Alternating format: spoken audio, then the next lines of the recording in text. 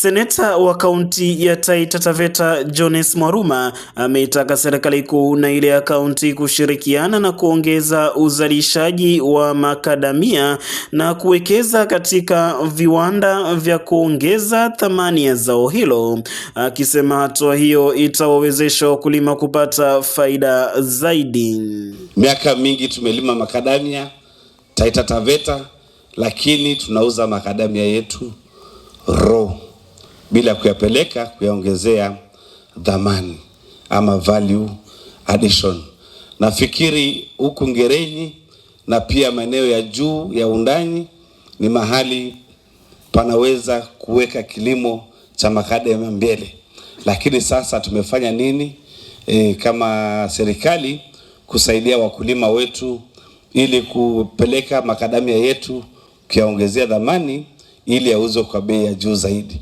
Akizungumza katika eneo la Kidaya Ngerenyi, Seneta Mwaruma amewataka vijana kukumbatia kilimo, akisema sekta ya kilimo ina uwezo wa kutoa ajira na kujenga maisha endelevu kwa vijana.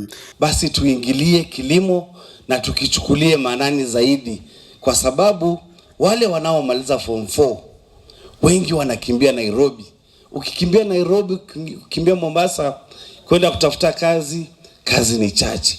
Utajipata umeingia Mkuru, Kayaba, umeingia maeneo ambayo si mazuri.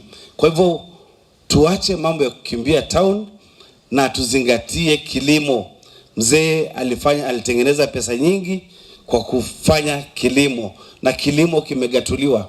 County government yetu pia ni vizuri support wakulima wetu wafanye kilimo, na wanapolima pia tuangalie zile bidhaa kama makadamia, kama maziwa, ili ziende through the value addition chain. Gabriel Mwakoma, Ngerenyi, Taita Taveta County.